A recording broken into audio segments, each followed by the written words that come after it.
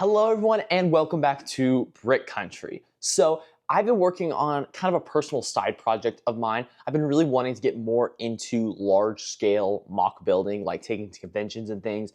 So I decided to work on my own kind of side project, not really on the channel that much. And today in this video, we're gonna take a look at one of my first large scale custom Star Wars MOCs. The first of hopefully many more various themed awesome Lego MOCs to come. So without further ado, let's get into it. So as I said, this is going to be a Star Wars themed MOC, and it is none other than the Battle of Scarif from Rogue One, but with a little bit of a personal twist. Now, what originally inspired this build is I wanted to build some sort of clone or Imperial base. I've seen a lot of builders do very awesome custom clone bases, and originally it started as a clone base.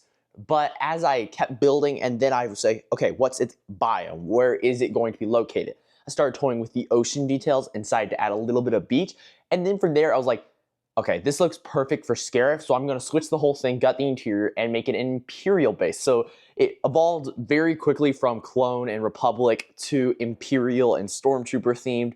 But I still think it looks really, really good, and I'm very happy with the end results. Now, of course, it is my own thought process of what could have happened on a separate Imperial base still on Scarif, because, of course, Scarif wasn't completely destroyed when the Death Star shot it. If you read up on Wikipedia on what actually happened, it boiled about half the oceans of the planet of Scarif, meaning half the planet is still there untouched. So I'm thinking if there was an outpost or main Citadel base on one end, surely there was maybe some small structures scattered around the outside. And what secrets could those bases have? So it's probably not canon or anything, but I just really wanted to have my own taste at maybe making my own storyline, a little niche side thing. And I think it turned out really well, and I'm very excited to show you guys. In fact, let's take a detailed look at that right now. With the Battle of Scarif being just finished, a handful of rebels managed to escape the blast wave of the Death Star. When they stumble upon an Imperial base, an AT-ACT approaches, carrying valuable cargo to the Empire.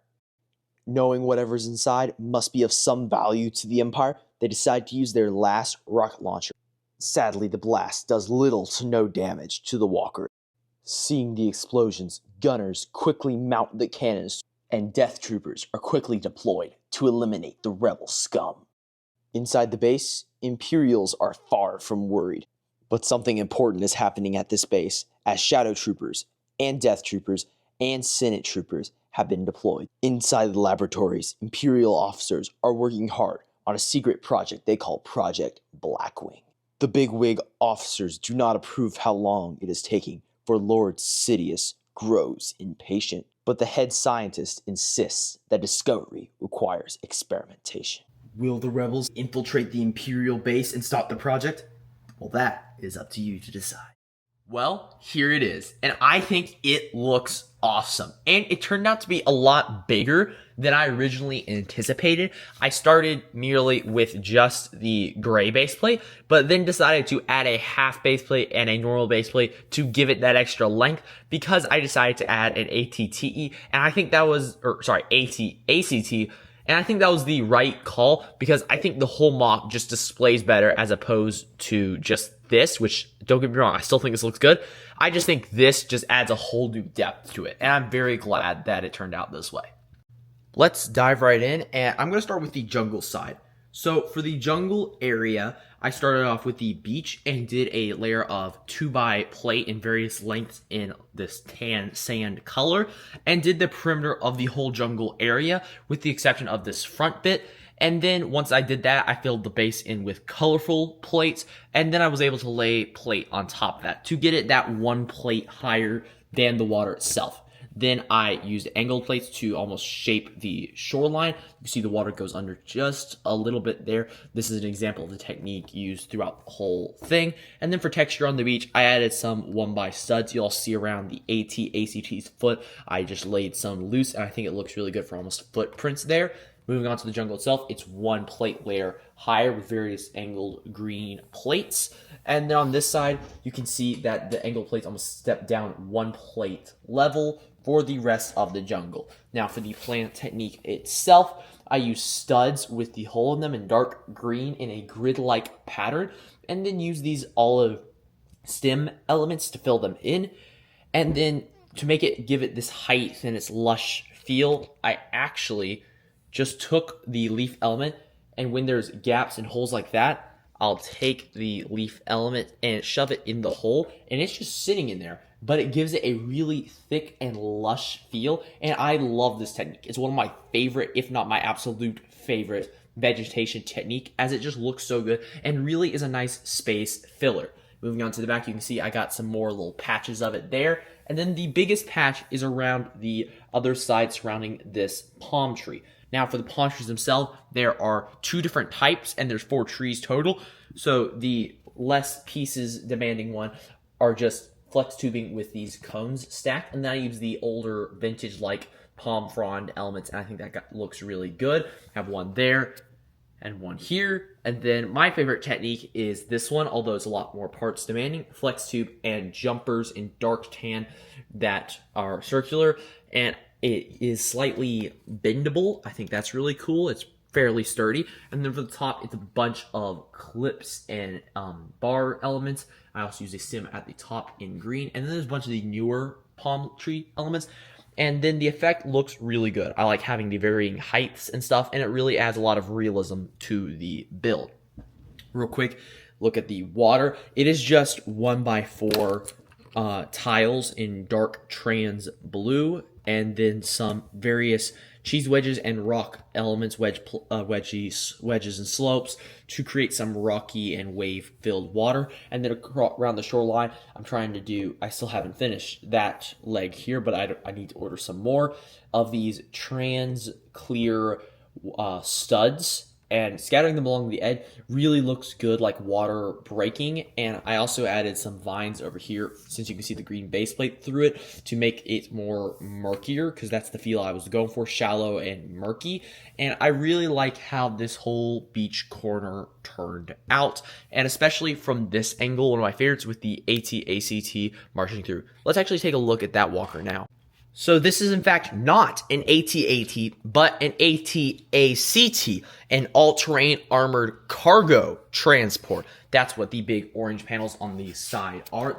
I originally thought they were almost under construction AT-ATs, but a friend actually pointed out that they are an entirely different type, and I looked it up on Wikipedia, and it turns out he was right. These are actually cargo panels, and I constructed it using some plates and some tiles to get the markings and all accurate, and I think it turned out really well. I mimicked the design on the other side, and it gets the job done very nicely. Now, this is actually the most recent, I think it was 2020 Playscale AT-AT, the most recent one, whichever year that came out. And I decided to modify mine to make it the AT-ACT because I did not have the time nor the pieces to design my own, and I had it sitting on the shelf, so I decided to put it to a better use than just sitting on the shelf. I removed the bottom 2 guns and added the heavy blasters for the AT-ACT, and you can see I represented some of the firepower using a fire chi element from the Chima line, as well as one of the spring-loaded blasters stuck in the hole, or the stud element that has a slight divot in it, and I think gives the firing laser effect really nice. Then for the explosion itself from the rocket launcher, first the rocket launcher, you can see I used some of these popcorn elements stacked on top to give the smoke effect, and then it has shot the side of the head of the walker, and then for the walker you can see there's a lot of snot elements and various clips to cover it up. And I also use these trans orange rock elements to help frame in the explosion, and tons of these antenna pieces. Whichever clips I could use to suspend them in any gap I could, I did. And I think the result looks really good. The whole thing is actually only held on by that clip there onto the side of the barrel. Here is a better angle of the snot techniques on the inside. It's kind of hodgepodge in there.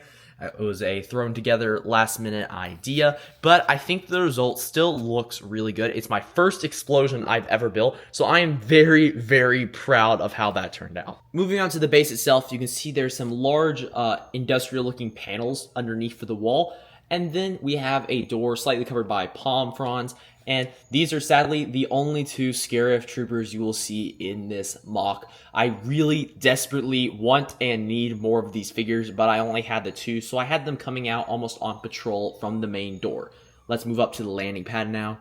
Beside the landing platform itself, we have this lower platform, which has a little stand for this gun. This is the same design from the Death Star cannon playset, and it's been used in some models before. And I decided to copy the design, build a little stand for it as I thought it looked really good.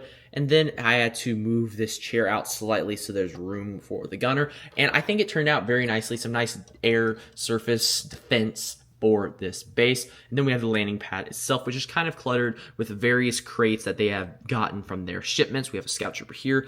And then I love this crate technique. It's using the Heroica game dice elements and putting some grills and various stuff on it. I use only grills though, and I think it gets the job done very nicely for some crates. We also have two of the angle the camera for you guys. We have two machine guns using a Technic rod shoved together, and I think that gets another job done nicely for our crate. We also have a detailed brick, and this is the crate used in the Scarif bunker Lego set, as well as the Imperial tank Lego set.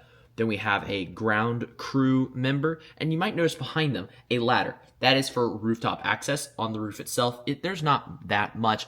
We have a air duct, air ventilation stuff, some satellite dishes up here, 3 separate satellite dishes, and then a turret. One of my favorite turret designs. Came up with this one myself, and it works nice. It spins, and the guns are slightly posable. However, because of the plates it is on, there has to sit on a jumper to make it centered, so I'm probably going to be adjusting that design flaw soon.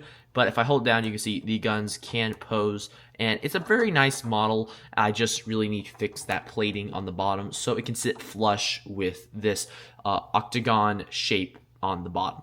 Now, on the side, you may also notice this giant banner, and that banner is the Imperial banner that I came up with for this base using just some red and black tiles. And I think gets the job done nicely, and it adds some nice color and detail to the side of the base. Let's actually move on to the interior of the base now. To access the interior, the best way to do it is actually to remove the entire second floor with landing platform first. So this comes off all in one module, and you see I'm able to hold it with one hand. So it is a very sturdy design as well. The crates have a tendency to fall off though, because they're just loosely sitting on. So you need to watch out for that. But other than that, the actual floor itself is a very, very sturdy design. Starting with the hallway on the first floor, I think it looks really nice, and I had some window panels here so the Imperials can look into the medical area, and then I had some nice details on the ground with these jumpers, grill elements, and the tile combination, and I think it gives the very nice look for some sort of Imperial base.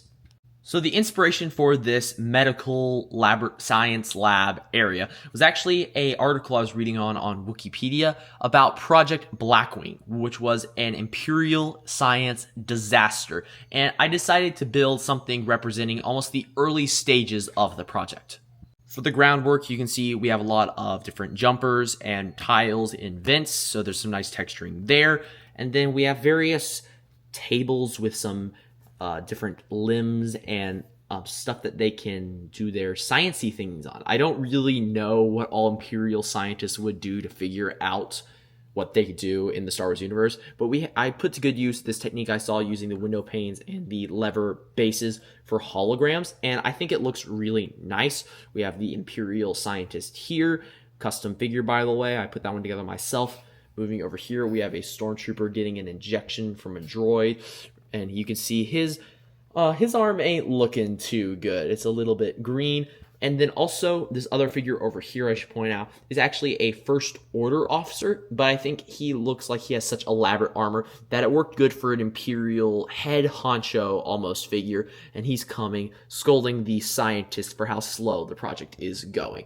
You can see we have a nice hologram table in the middle with nothing in particular on it. Maybe it's the base, maybe it's something else. So you can kind of use your own imagination there, because I just really like the technique of using these studs to kind of shape something out. I may try to develop it further in the future into representing something more. And then we have several Bacta tanks on the back wall with some various failed experiments, we'll say, in the back. And I think that's a nice little touch. It brings a lot of color and eeriness to this lab in the back.